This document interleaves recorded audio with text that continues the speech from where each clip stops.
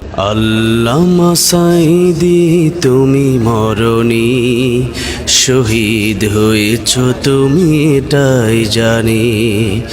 আল্লামা সাঈদী তুমি মরণী, শহীদ হয়েছ তুমি এটাই জানি। কারাগারে কাটালে 13টি বছর, বাতিল কেঁপেছে তোমায় দেখে থর থর। তুমি যে ছিলে মোদের নয়নমণি, শহীদ হয়েছ তুমি এটাই জানি।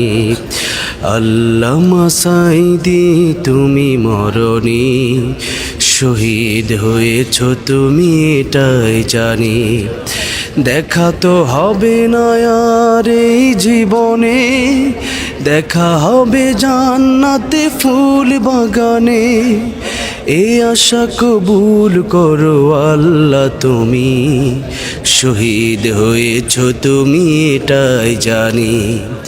আল্লামা সাঈদী তুমি মরণী, শহীদ হয়েছ তুমি এটাই জানি।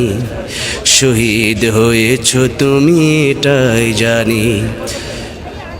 আমরা আজকে প্রিয় নবী করিম সাল্লাল্লাহু আলাইহি ওয়াসাল্লামের রোজার পাশে দাঁড়িয়ে আল্লামা সাঈদী রহমতুল্লাহ আলাইহিকে স্মরণ করছি, যিনি 2 বছর আগে ঠিক এই দিনে জালেমের বন্দিখানায় তিনি শহীদ হয়েছিলেন আল্লাহর দিনের পথে।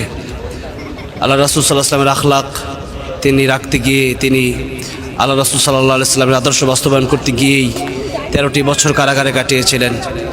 আজকে আমি দেশে নেই, দেশে থাকলে হয়তো কোনো অনুষ্ঠানে দোয়া করতাম। তবে আরও বেশি ভালো লাগছে যে রাসূল করিম সাল্লাল্লাহু আলাইহি ওয়াসাল্লামের রোজার পাশে দাঁড়িয়ে, হারাম শরীফে দাঁড়িয়ে সেই প্রিয় আল্লামা সাঈদীর জন্য দোয়া করছি। আপনারা সবাই আমিন বলে যাবেন। আল্লাহ রাব্বুল আলামিন যেন আল্লামা সাঈদী রহমতুল্লাহর কবরকে জান্নাতের উচ্চ মাকাম বানায় দেন এবং আমাদেরকে যেন জান্নাতে একসাথে সাক্ষাৎ করে দেন। আমিন। আসসালামু আলাইকুম ওয়া রাহমাতুল্লাহি ওয়া বারাকাতুহু।